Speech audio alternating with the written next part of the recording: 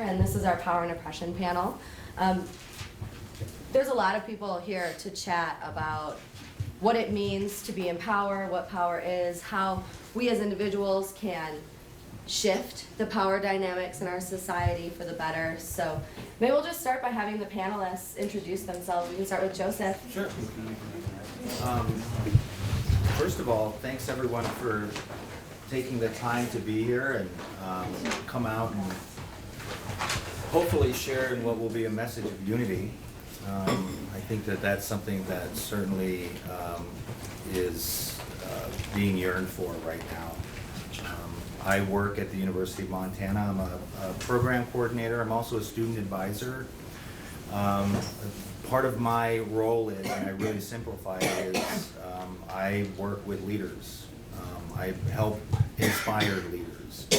We help train and develop leadership. That's one of our focuses.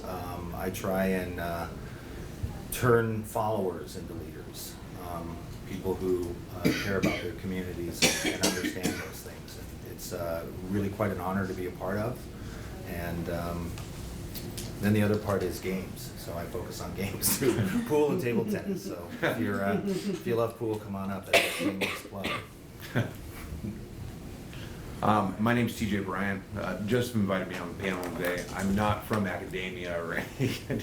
You know, I mean, I have some lived experience I'd like to share today, but aside from that, that's all I have. Come on with that. Well, maybe a little. I'm Tessa. I'm the store manager here at the Olive Branch, which is Missoula's only fair trade store. It's part of the Jeanette Rankin Peace Center, and so I also do some social activism through the Peace Center as well, and I'm really happy to be here. Hello, I'm Shauna. I caught the horrible plague cold that's been going on in Missoula, so I'm super sorry if I have to leave the room to have a coughing fit. Don't worry, I'll try to come back. But thank you all so much for being here, and thank you for having me on the panel. I'm really excited to see what everyone has to say. So some of my roles, I am a social worker in Missoula. I'm a victim advocate, and I have been for a few years now. And just the experience that I am seeing a lot today and hearing a lot today from my friends and colleagues, people are feeling very powerless. And so on this Power and Oppression panel, I would love if we could talk about ways that we all have power and things that we can do, how we can use that. Thank you. I'm Eamon Ormseth. I am an organizer for Salam, which is a local interfaith group that stands for Standing Alongside America's Muslims, and we do educational events and activism outreach to just engage with and promote a positive narrative about Muslims who are American, Islam, and counter some of the anti-Muslim, anti-refugee rhetoric that has really just increased in intensity and volume over the last year. Of course, it's been going on for many years before this. I also work at a youth home, and I work with at-risk high schoolers in the wilderness during the summer. I'm really into Middle East and Arabic, and yeah, I'm a recent graduate from the university. Thanks for listening to me. I sat in the wrong place. Welcome to the panel. I did too. There's no wrong place. We should stress There's no wrong that places. this is not a lecture. This is like an open conversation, and if Yeah. we have something relevant experience, I mean, we could even have people grab some chairs and come a little closer if they wanted to make it a little Join more us. personal. Or you can stay on the couch. okay. I know it's I'm in really the wrong place too. I That's was just nice and rolling calm. with it. so. Is that? Are you in the right I'm Jesse. place? It's nice to meet you guys. But it's nice to meet the panel. Joseph asked me to be a part. Since it seems like we're here for dialogue, I'll be addressing you guys. I mean, everybody is welcome in on it, but it seems like you guys are spectating more than participating. I don't know if that's correct or not. You guys are welcome to participate. I work for the Forest Service. I'm a smoke jumper with the Forest Service. I volunteer with the Red Cross heavily and have since Katrina. I'm an EMT. I'm whatever, Midwestern white boy. I've lived so many different places since I was a kid. I think Joseph asked me to be a part for dialogue because kind of like him, he has moved quite a bit, and you're forced to be an observer at all times when you're like that. I have a unique perspective because I'm a white educated male, yeah, but I'm a temporary with Forest Service and I can't get a fucking job, save my life, because I'm outspoken. It's true. So I have no health care. I'm unemployed half the year. And in Montana, you only get unemployment for so many weeks when you make so much money in a short period of time, which is cool. So I have a lot of time on my hands. So thanks for letting me be around here for this. Yeah. Yeah, thank you for those introductions. There were a few questions that we sent around to just start the conversation, send around to the panelists, just to sort of start them thinking. And if you'd like, I can launch into one of those questions, or I know you folks have had a conversation yesterday, so the one that I'd really like to start with is what values or emotions can drive, excuse, or allow these oppressive behaviors and beliefs that we see in both interpersonal treatment and in institutions. I think with the Trump inauguration today, we're thinking a lot about the values that Americans hold, and I don't know if anyone would like to maybe speak to that one just to get the conversation rolling. Ooh, that's. Is that diving in too deep, It's too fast? juicy, that one. All right, well, No, maybe we should I just think start it's with. fine. I was listening to it on the radio, and it was a very nationalistic speech. Yeah. But it had a very, to me, it did not have a, I don't see how many people could have a positive, say that it had a positive overtone to it. There was one term I'm trying to think of that he almost called it like the American wasteland, but it wasn't quite the same word. And I'm like, well, geez, the economy, the stock market more than doubled in the last 8 years, and the unemployment's below 5%. Is it really that bad out there? And maybe it is. Maybe I don't know where people. I don't live in the Rust Belt, so. It's good. It's very, very interesting listening to that today. And, I don't know. I'm just thankful for the last 8 years. I think the previous presidency did a great job in my eyes, but some people might have some different viewpoints. Since we all had to introduce ourselves, you guys, everybody who hasn't, if you choose to speak, can you guys introduce? Just say your name, so I can take notes. Oh, sure. Yeah, thank you for that. Yeah. Yeah, thank you for that. Yeah. My name is Marissa. Could you say the question again? Yeah. Catch the whole thing. Yeah. So, what values or emotions drive oppressive behaviors? So I would love to throw a word out there and see what everyone thinks about it. When I saw this question, I immediately thought of individualism. I feel like that is a value in America, absolutely. And I think some people can see it as a positive and some people can see it as a negative. I'm not going to say what I think right now. I would love to hear what other people think about that word. Individualism. Individualism. 'Cause I think that is a value that can influence. Okay, I'm giving away what I think. I think that is a value that can influence Sounds pretty oppressive behaviors. Yeah.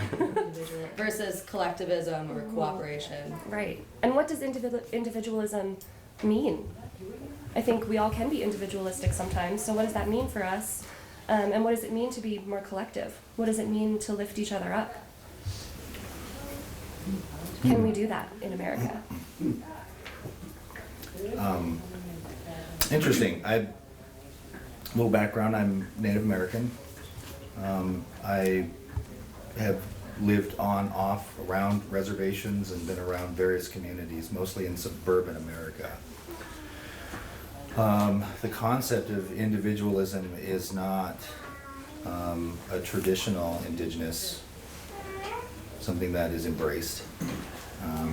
However, it's a reality that none of us are free of. We are individuals. It's almost pointless to say individual. For me, knowing how our communities differ historically, indigenous communities, we need only look at Maslow's hierarchy of needs to understand the product of being existing in an indigenous community, because that's where that concept came from. Maslow studied the Blackfeet. He did not study this society to arrive at self-actualization. He studied an indigenous tribe, people, practice, way of living. And so that's what I put out there, I guess, as part of this conversation, what individual means. It steps away from that need to self-actualize, to connect to other people, to be a part of, to care for, to nurture, to educate. It seems like with a tremendous shift in relying on media, we've gone from all of that to skepticism, to fear, to outspoken specious claims, ad nauseum. And I would like to step back away from that practice. And I think that's what we're doing here today, is to talk about community. That's where I come from. Great, thank you. Can I add something to that? Please. I think it's fascinating what you just said and how we live in this age of social media where we're connected constantly. And yet what I'm getting from what you just said is that this idea of disconnection can drive these oppressive behaviors. And so what is actual connection? How do we really connect with each other? I think things like this is a good step. Yeah, definitely being present with people one-on-one or even in small groups is really important. I know, Joseph, you're definitely exemplary of this, of how you meet with people so regularly with work that you could be doing over email instead. And I think that is a really great example for all of us of how we need to get out and we actually need to talk to people face to face. We need to be there and be present, because there's something about having a body in front of you that increases your compassion and your understanding that you just don't get over a computer screen or over your phone screen. And that is how we really start to come together, is by physically coming together. Yeah, thank you.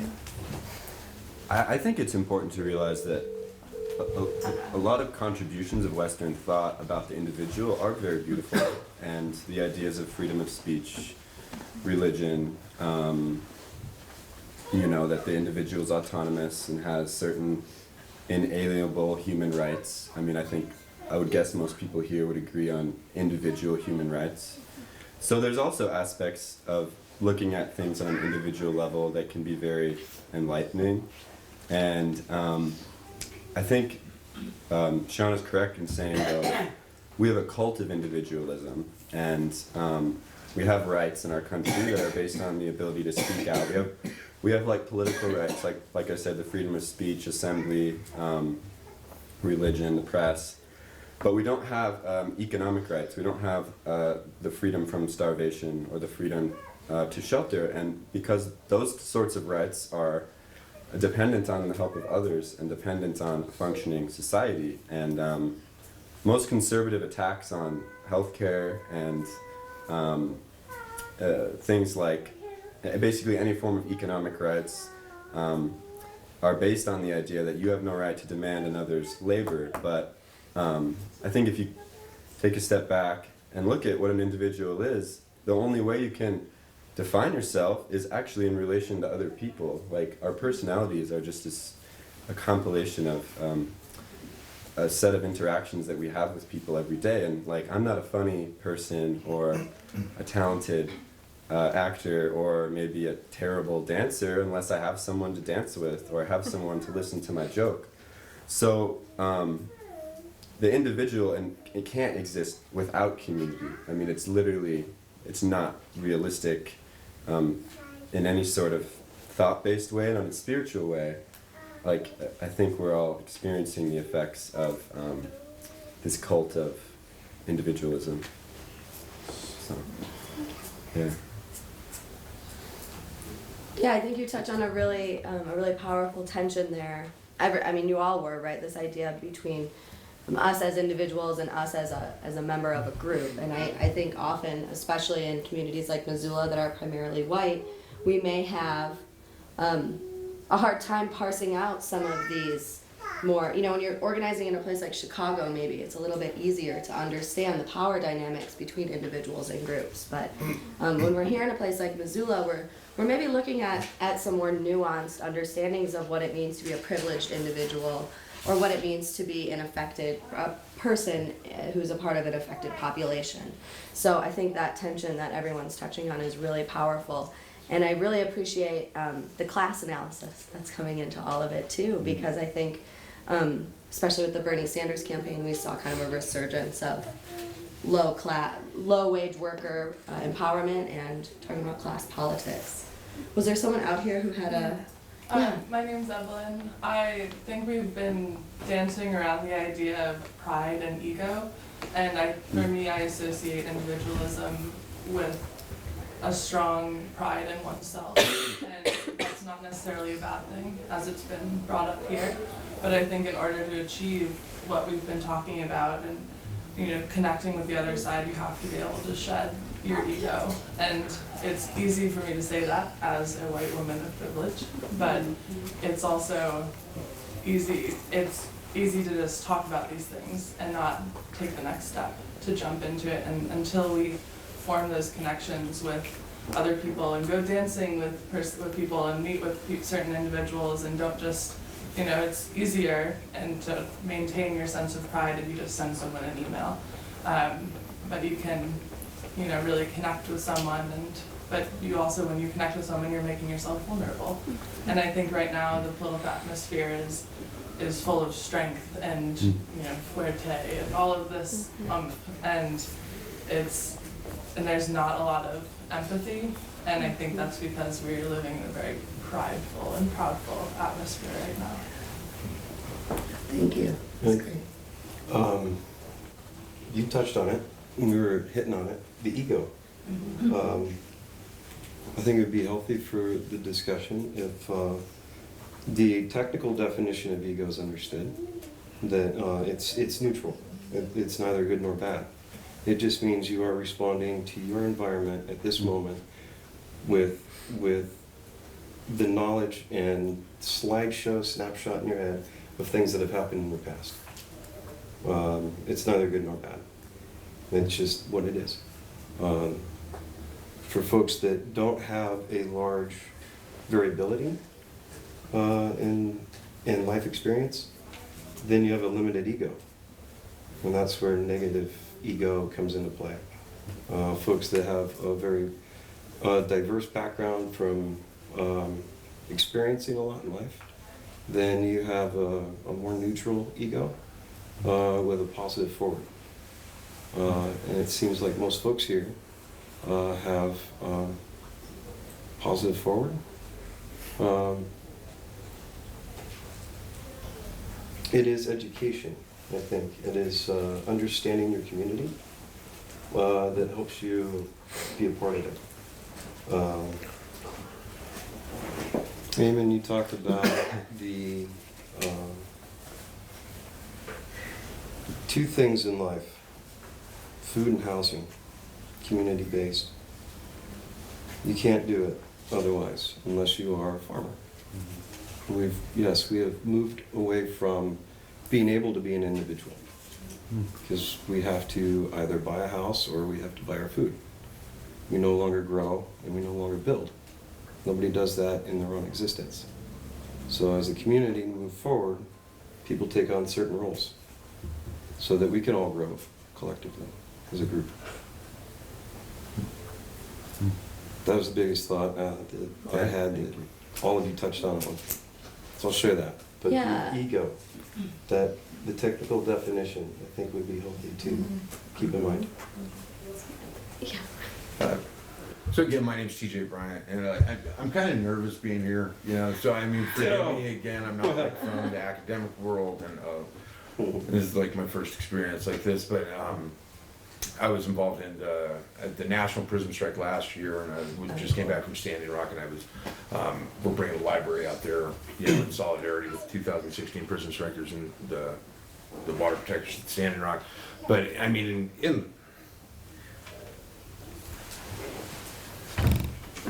how would I say? Whether it's the group or it's the individual, right? If we're coming from this, like, you know, really broad brush, right, that we can change the world, right? Then we have to believe that we can change our communities, right? And if we believe we can change our communities, we have to believe that we can change our house and our own little circle and our own little group. And if we believe that can be done, then it has to start. It absolutely has to start with the individual, with taking a reflective look at yourself, right? And whether I'm operating from a place of ego or whether I'm coming from a place of, you know, fear or anger or prejudice or whatever that may be, right?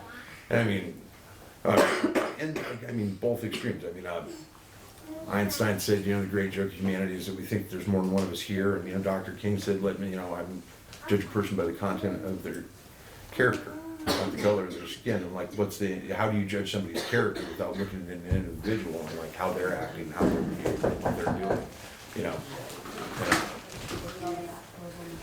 And with these issues that we're talking about, like, you know, the bigger stuff, systemic racism, and what that looks like, right? I mean, Black Lives Matter was generated out of homicides by police officers and mass incarceration. But like, if we're gonna look somewhere in between the individual and the massive scale, right, then we have to look at our own community, right? And I don't know, I mean, I've only been back in Missoula for a couple of weeks, but I just don't think you have a rampant crime wave in your streets, right? But you do have an 85% recidivism rate, right? You know, a private prison system runs your probation and parole. Every time they put somebody back through that system, right, they get a paycheck. And now, I mean, that's not, now the system that's affecting you and impacting you the most, right? The Department of Justice investigation into the county attorney's office, the things that are the deepest rooted causes of why this community is divided aren't these things where it's the national dialogue. It's not the oppression of black men here. But if we don't come somewhere in between, the fact that I agree with the national discourse, but where do I fit? And like, as an individual, how do I bring some of that stuff into my community discourse, right? Can you, 85% of what? 85% recidivism rate. So that means that 85% of people who get out of an institution have been sent back to an institution. 85%, so 8.5 men who get out of jail, right? And we'll paint with this, again, these broad brushes, they're bad guys, you know? And I mean, and it's ridiculous. The people that they'll reincarcerate here in our community, right, are the drug offenders or the guy who steals a car. The major issue with, it's really pretty turnkey, and I don't mean to make it sound as simple as I'm about to, but it really is this simple, is that there is rape culture in the community, and it's less from Montanans just being rapey.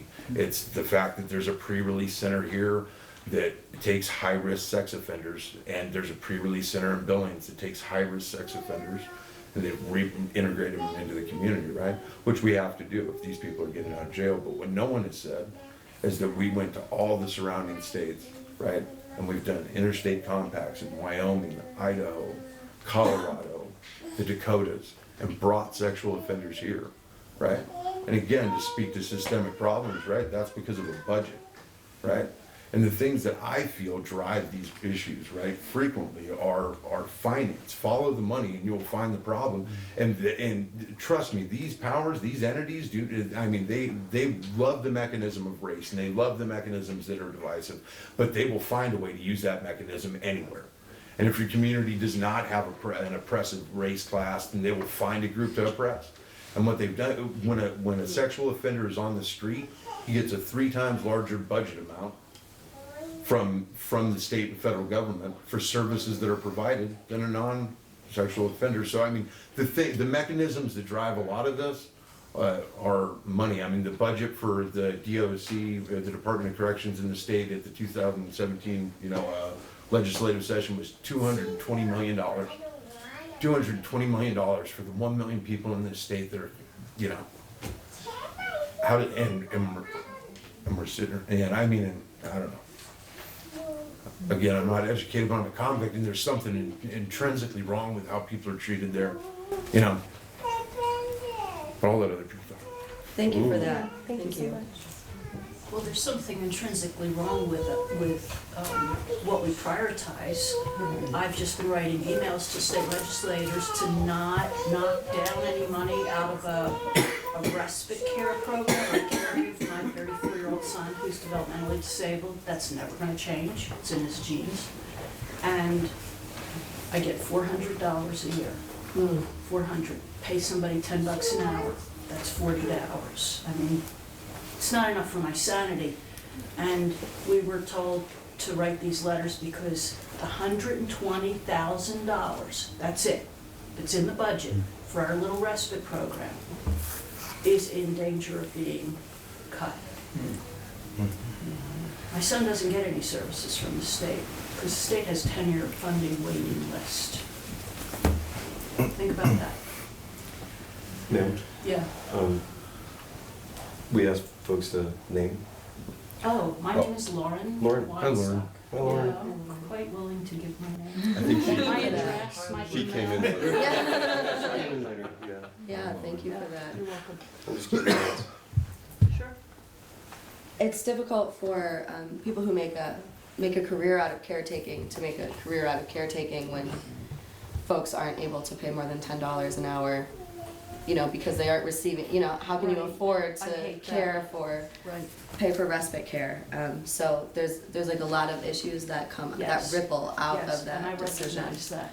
Yeah, thank you for sharing that. But the guy that gets 10, it's under the table. So. Yeah, right.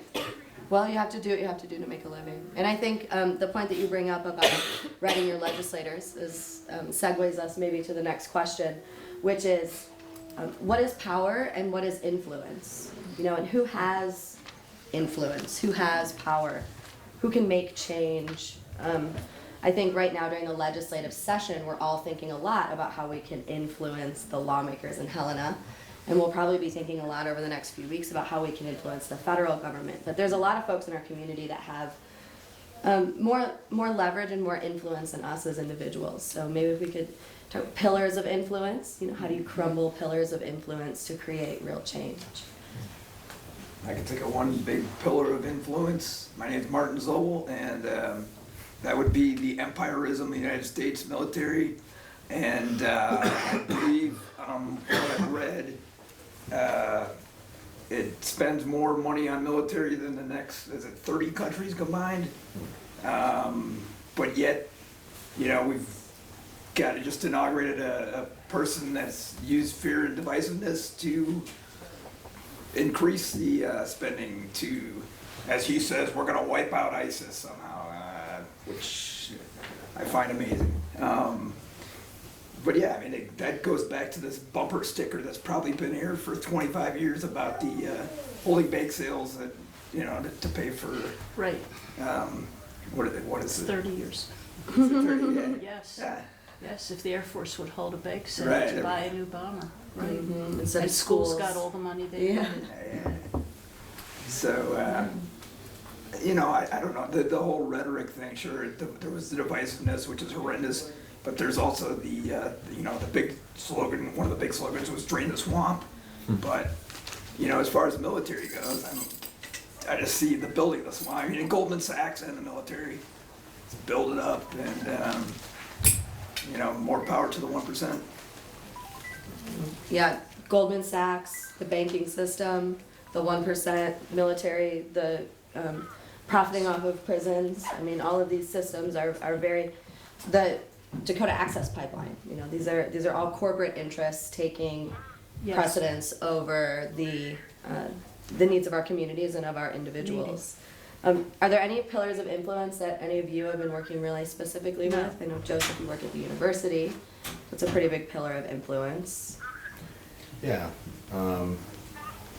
Well, that's a. I have a lot to say about that, but I'll keep it really brief. And it's something that I remind our students. And it's inherent with colonialism. It's born of colonialism. The war for profit came here with colonialism. If you study indigenous history and actually start asking us about our own histories, what you'll learn is we were less savage, and we were more partnered nationally. And so this myth about this crazy savage Indian going around killing each other until we were civilized is not true. And so, moving forward, the university is a business, and it's run by CEOs and corporate leaders. And what their business is to generate workers, people to go out into the trade world, and that's their business, is to create those things. And I think what gets mistaken there is that its intention is illumination. Universities get this concept, it's stapled to it, that it's a place to go broaden your horizon. And if you study education at all, what you realize is that it's a way to, from grade 1 and K all the way through, is how to submit work and show up. And it's a practice, and it's a business of staying busy, while the mechanism that you're a part of goes to work. And the rewind on this, and this is to look at the military-industrial complex, is America. That's what colonialism is. Colonialism is taking what belongs to others, assuming it, calling it your own, taking the lands, and then claiming those inhabitants as foreigners. Importing a language, belief systems, wiping out entire ways of life, food sources, and so forth.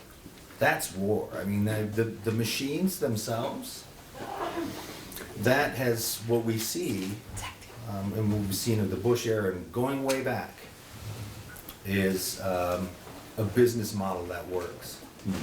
And it's booming, that business. And it keeps America afloat. And Eisenhower warned us of it in a national address. Right, the military-industrial complex. But it was there before Eisenhower.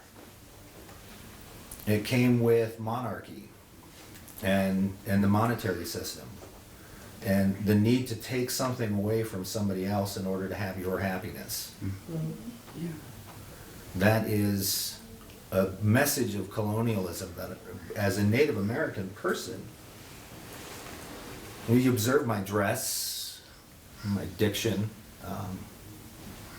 the language that I speak, the concepts that I react with in the world, the language I speak is how I relate to the world.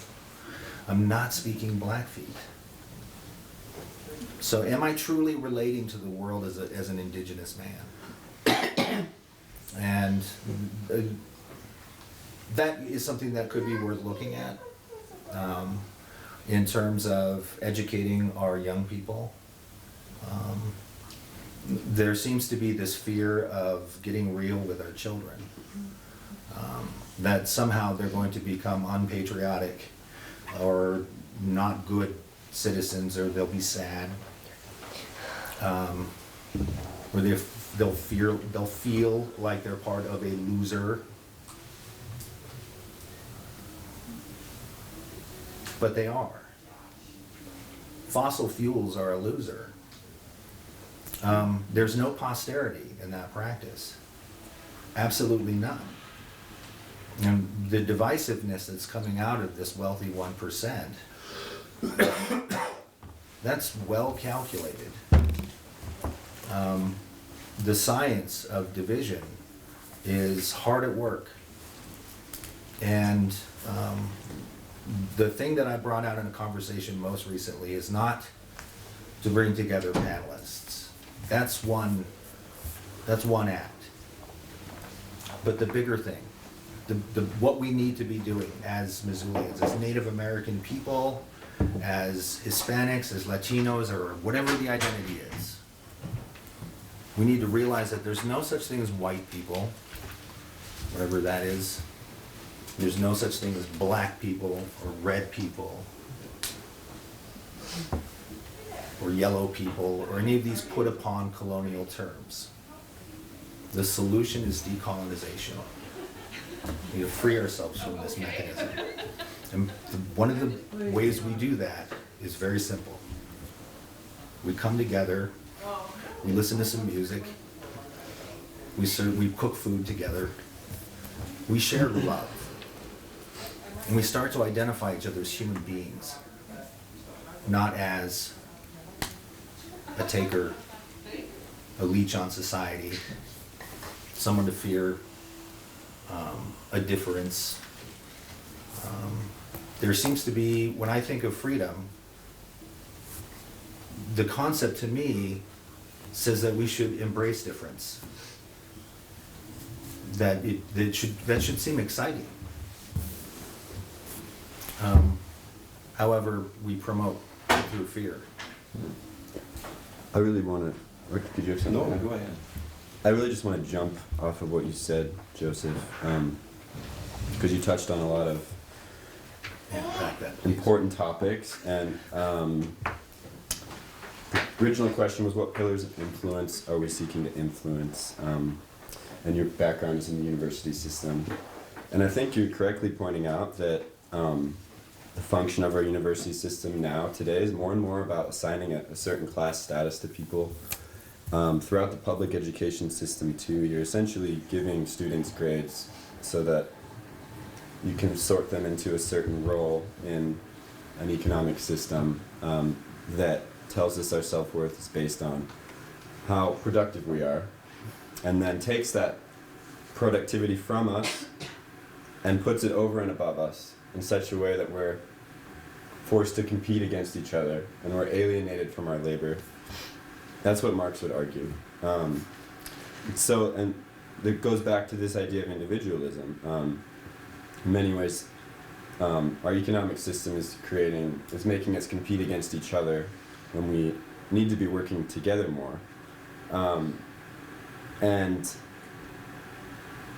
what I see from that, what I see from the military-industrial complex, if you look at the course of European colonialism, and then with the end of the age of colonialism, I would argue it's not really over in many ways, but sort of the end of formal colonialism, except for in Palestine and other areas like Tibet. There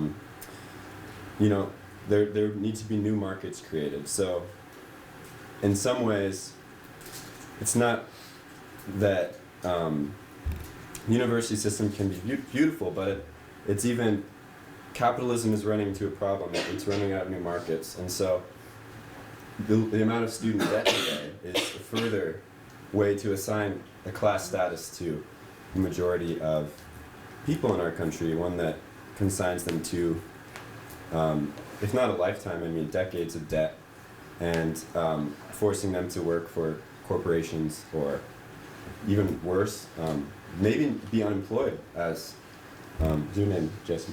Jesse was mentioning, like, in many ways the promise of capitalism is not even standing up to itself, like there's not work for people. So what I see through a lot of this is capitalism is totalizing. I mean, it completely infects almost every single part of our lives.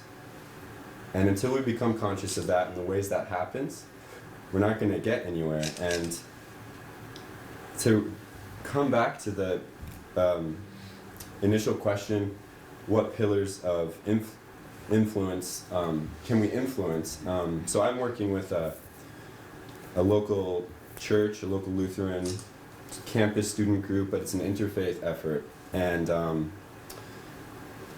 I think that communities of faith, and I say the word very vaguely and broadly. I would say myself, I don't even know if I have faith per se. I'm exploring my own spirituality, but in some of these faith communities or spiritual communities, religious communities, I'm really trying to broaden this word because it's very loaded. I had an interfaith event, like Joseph was there, and some, hardcore guy came and said, "You're using the word faith wrong," and I'm like, what does the word faith mean? So, but the point I'm making is that we need to create those spaces where we decolonize, we deconstruct maybe a capitalism. And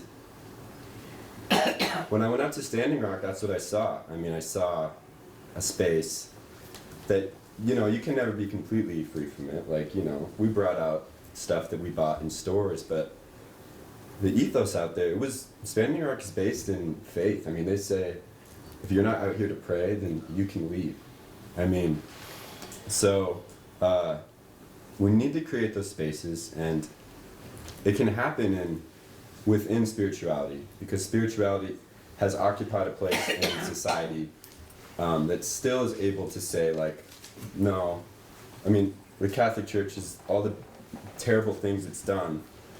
There's also some radical Catholic teachings, like liberation theology, that have radically critiqued capitalism. So the value of spirituality in the struggle that we're all talking about, I think, is underappreciated and sometimes disdained by people my age for very valid reasons. I mean, the history of the Christian church is very oppressive and horrific, but there's still a pillar of society there that is super valuable because it gives you a different standpoint from which to, say, it's not just about the market, it's about human life. The market exists to support human life, it's not the opposite.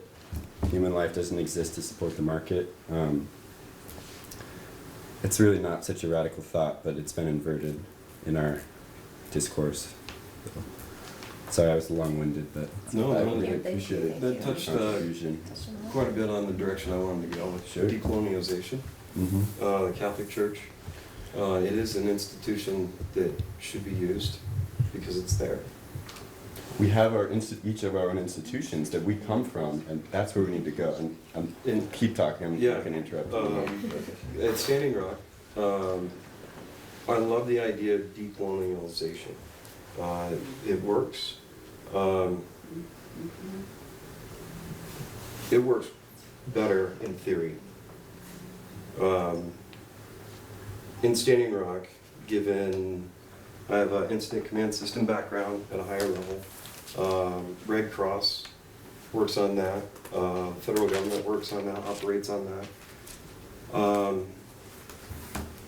Speaking strictly from a patient care standpoint, because I did a lot of that when I was at Standing Rock. I was a medic, patient advocate, and then at the end when people needed to leave, the homeless who were ill, I took on the role of being a caseworker to try and get them out and home and whatnot. There are colonialized institutions that are there because it works. We have to keep that in mind. Not everything that is colonialized is bad. And let's look at it from a medical standpoint. I had a terrible time trying to work through blizzards that were there and then several traumas. Given the decolonialized setup of the medical system there, things did not go very well at times. And when that happens, when you're dealing with a trauma patient, who in the end really suffers? The person who's already suffering big time. The thing that would help, that is viewed sometimes as colonialization, is doing something called an AAR, after action review. To try and get an AAR done over a trauma incident where things didn't go very well and patient could have been better off if we held this dialogue afterwards, so that the next time that exact same thing happens, we've then talked about it, what happened, what was planned, what went wrong, what went right, how can we do better next time? That's simple. But some people who are very much in the mind of decolonialization cannot even accept that format to discuss something. And that's something we have to be careful of. Institutions, colonialized institutions, whatever we want to call it, we have to be careful. Why is it there? Why is that institution, that system, why is it there? And we have to be very careful not to be quick to say it's there because of the 1%. That would be very valuable. That's really all I have to say about that, but to get back to the question. Yeah, Phyllis? thank you for that. That's a really great segue into our last 5 minutes or so here. I think with Standing Rock, we've been seeing a building of an alternate institution. I'm just go trying ahead. to say Yeah, I'm something. sorry, go If I could ahead. just jump in real quick. Go ahead, quickly. yeah, please. Just what you were saying too about the churches, and on this day, when Trump is being inaugurated, and his largest voting group was the white right-wing Christian churches, I don't see how we can have this conversation without talking about things like racism, sexism, xenophobia, homophobia, all those things that are intrinsic in this population. There were enough white racists in this country to put Trump in the White House. And that is where, I think we really need to look hard at ourselves and our communities. And people that are in those churches need to work to change those churches. They're seriously corrupt, and they're seriously as threatening to us now as they've ever been. So I just wanted to put that 2 cents worth in before we move on to the next topic. Thank you so much. Thanks for letting me speak. Did anyone have a response? Something to Yeah, I do. You say it's intrinsic, and no doubt it definitely exists That was there. the wrong word, No, I'm sorry. it's I couldn't- no, it's you don't okay. need to have that. But I think it points to something very important because a lot of us think about all these awful things that people, like especially the white Christians who have some modicum of privilege and power, and clearly they make up a large voting group and they have these kind of associated issues with them. And it's hard to generalize any population, but if we're going to, I would say that things like racism and bigotry and sexism and transphobia and anything that you can list, those are all learned behaviors. And they're all learned behaviors that have helped support the people who enjoy privilege. And privilege tends to be kind of like this fog that's around you. And you don't always know that you have it. And this is how I visualize it for myself and how I talk about it, is that it's like having a small fog or a lens over me constantly that I have to combat to keep my visibility out there, because there are going to be things that I'm going to miss as, a white woman with dreads or whatever, however you want to box me in, there's going to be some part of the cloud that's going to give me blind spots.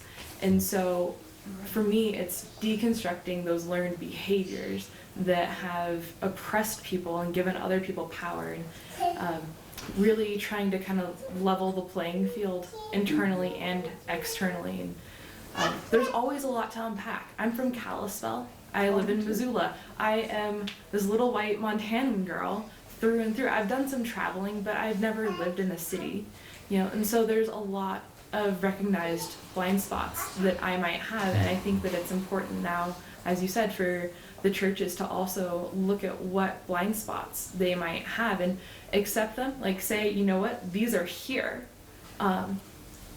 and it's okay. Like let's recognize them for what they are. They're here. Now let's do something about them, because it's easy to get caught up in the guilt of having that presence anyways, of whenever I find racism in myself, because it happens and it's always very embarrassing to me when it does.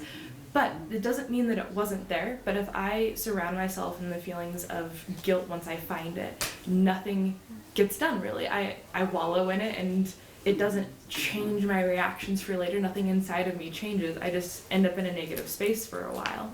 It's much better when I find those moments where I'm like, oh, that's not great. I don't want that in me. I'm recognizing that, part of my privilege or part of how I see the world because I grew up in Montana or whatever it is not correct. And so how do I go about correcting it? And sometimes it involves conversations with other people who know a lot better than I do, and sometimes it involves just like really thinking deeply about what compassion is and how I can expand that out and kind of shift things within. And it's a deep process. It leaves you vulnerable. It is something that's all encompassing, and you really have to open yourself up for. And I think that's exactly what the church is for. It's supposed to be a place where you can open yourself up and be vulnerable and have teachings of compassion shine through. And that would be what I would love to see in all faith communities as we move forward. Thank you. Thank you. You sort of led me into something I wanted to mention. So I'm a very practical person, and I like to leave things like this with action steps and things that I can do when I leave. So we're not just talking about it, I want to leave this room and do something. And so I think what you bring up is unpacking our own privilege, working to do that on a daily basis. What does it mean that I have this privilege? Speaking to someone who might know more about it and who can give me a different perspective. So I would just love to throw that out to the other panelists in the room. So we talked a lot today. What happens next? Where do we go with this? Yeah, thank you for that. That's exactly the question that we hope to walk away with today, because I think we've been seeing the building of new institutions in our society. Standing Rock is a good example of that. They're constructing a school. They're creating medical services. They're starting to rebuild these institutions in a way that hopefully won't have the same undertones of colonization that maybe our American institutions happen to have at this day and age. So maybe just one last, we only have a few minutes here, but any last thoughts about how we can build those alternative institutions in a way that really shifts paradigms and doesn't just replace power with another powerful group? I think we see that a lot throughout history. Power gets toppled and another powerful group comes in and oppresses. So how do we build unoppressive institutions? How do we organize in a way that rejects this system of oppression that we are so learned in? Yeah. Again, I think that the real reality is bringing the fight to where you're at, right? So how am I to tackle oppression systems, right? I'm not going to do it in Kentucky because I'm not in Kentucky, right? It's how do I tackle these things that are where I can find, if I can't find them as strongly as they exist in say Chicago, then where can I find them here? And are they connected? And by attacking them here, can I be attacking them there? And then as I'm doing that, right, I think that it's on that ground level. Mother Teresa said, to bring up, a Catholic, that love is best expressed not when we look each other in the eye, when we stand shoulder to shoulder looking in the same direction. And I think it's in that place that when we're together in a common, aim, that we really are going to start to hash out those influences when it's sitting around a coffee table, when it's around a pool table, and we're planning the march, right? I think that it's in that place, from that space, that we'll be able to actually start to come up with ideas instead of just thinking about it out in the ether. Is how do we practically apply this stuff? And again, that can only happen where you're at. You will never be at any other time than now, and you will never be anywhere else but here. And that's a reality. So. And I think the key is you said we.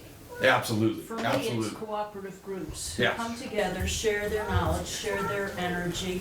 I might be good at something and you're good at something else, and we say, how do we tackle it? Yeah. And the question before this was about power, and we got into the military and this. I think we all have inherent power. I think that I've been writing a lot of emails and letters to legislators, and I just go on through each day. My glass is always half full, by the way, but go on thinking, I'm chipping away at this horrible system, and I'm not going to stop. And it's going to have an impact because it's a snowball. And I am determined to make it larger. Absolutely. Great. Yeah. To build upon what you're saying, TJ, I want to add, don't forget history. And that goes for the history of movements, but also your personal history. We're all going to progress. We're all going to leave this room, and our lives are going to go on. We're going to go somewhere else. Some of us in our futures might hold positions of tremendous power, whatever that means, whatever power means for us right now. And I would say, don't forget that pool table. Don't forget that coffee table where you made those plans together as you move on. Thanks. Yeah. Shameless plug for the Peace Center. Peace Center's awesome. I heard a really good quote in NPR. I just want to add it. So I think we're talking about intersectionality, and oppression comes from many different angles, but that also means that when we work together, it can come from so many different places. And there was a Black Lives Matter demonstration in DC that shut down, I think, a highway exit or a checkpoint. And she said oppression is like arriving at a four-way stop sign, and you look and you see where everyone else is going, and then you go. And maybe that happens around the pool table, around this table right here. But I just really liked that quote because that word's so big and it's so academic and it's useful, but we need to figure out how to talk about it in ways that are less intimidating, I think. Thank you. Well, if nobody has anything else, I guess we'll wrap up. Thank you all for coming. Thank you. This has been wonderful. And we have more events today. We talked a lot about food and pool tables and music and stuff tonight from 6 to 8 at Free Cycles. We're having a potluck. And there will be the Missoula Solidarity Alliance is putting together that potluck, organizing that part of it. And then Sam Orr, he's from the band Shakewell, if you know them in town, he's going to be hosting a workshop about songwriting as social change. So music, food, organizing, hopefully. Is this the recycles? Free Cycles, yep, and that's over on First Street. Yeah, I love that place. Jesse, Right. Can I just? Yeah, oh yeah, sorry. No, it's okay. For activism, because that seems like what we're touching on right now, not just discussion, but moving forward. This is just an opinion. To be the most effective, you have to understand the environment that you're in at that moment. Careful, don't give yourself away at all. Your standpoint. Don't have a projection at all until you understand who is around and how, if you have a goal, that you know what to say to the right person to move forward. That is a correct step for activism. Don't give yourself away until you're thoughtful about how you do it. I would argue that my dad told me not to go to DC in 1969 to protest Vietnam because the government would surely have helicopters, this is way before drones, taking photographs of us and then making file folders. I imagine a file folder with my name and photographs of me in the crowd. Did you go? Yes, of course I did. You don't stop being an activist because the government is an asshole. I'm sorry if it came out that way. That's not what I mean. What I'm saying is to be a truly effective activist, you have to know who is around and then whom and what you say to whom. So being precise about your wording Yeah. and your Yep, intention. in your intention. Okay. And the last thing, and the easiest way to end that is to make a stance that somebody won't be thoughtful about and then just write you off for that. Okay. You know what I mean? That is what I was trying to say. One, I think that speaks more than just like individual activism. I think that speaks to a bigger dialogue of like whether we're in a room full of allies or a room full of enemies, like to be able to know how to frame the concept. We were talking right before this about white privilege, and if we're talking about institutional culture and private prisons and that stuff, I mean it's hard to come to a white guy, a white male, and talk about white privilege. When he's been on a yard where out of 100 people, there were 8 whites, right? And he's frequently been, I've personally been stabbed. I've had my head split open. Like, it's hard to be like, man, you and your, your privileged life in the same projects, the same motels, the same yards, the same oppressive system, the same thing, that we're railing against, So, to be able to understand and individual experience, and that's not to say that sitting in a room with a bunch of white people to not sit and say systemic racism. that's really some shit. Like, it's happening. Like, I'm not like negating that, but like to be able to meet people with their own experience and figure out where that is and what that is, you know? The lived experience is incredibly valuable as well as taking a look at organization and group. And another thing, being a white male of education, I'll just put this out there so you guys can chew on it. Fuck, I'm put down in so many ways, from the people who are white educated males, and then from allies, because I'm a white educated male. It's very hard to, navigate that. Popular group. No, see? Right. So keep that in mind with wherever you go with it. I also think we need to speak up, though. We can't sit around and hear racism, sexism, anti-Muslim. We can't hear that language and not speak up, because as soon as we don't, we're assumed to agree and we become part of the problem. And what you're suggesting is that we speak up carefully instead of attacking, and that's a good idea. That's if you are going to be an activist with a purpose. Otherwise, you speak. I will not stand around and let somebody be racist around me. I could walk away, but I don't do that either. I'm not thoughtless about that. I'm very, very pointed in stepping on that. But to be an activist with a purpose, you have to know who is around, what their agenda is, so you can further yours. It's like being a politician.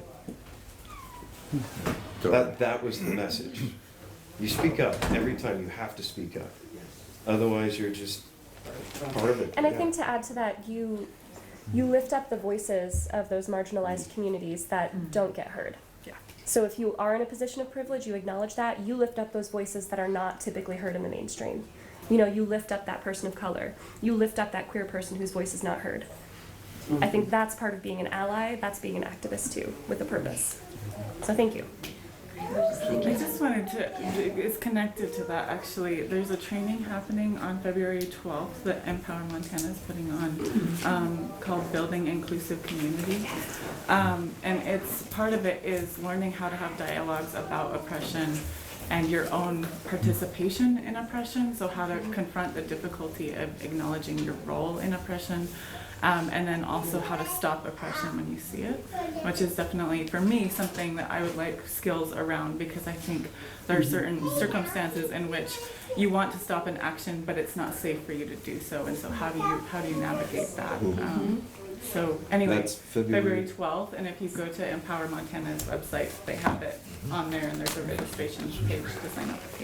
Later today, we'll be having a session kind of about that too. Oh yeah, I'm doing a session at 3:30 on being an ally to Muslims at 532 University Avenue. All right. If anyone's interested in joining.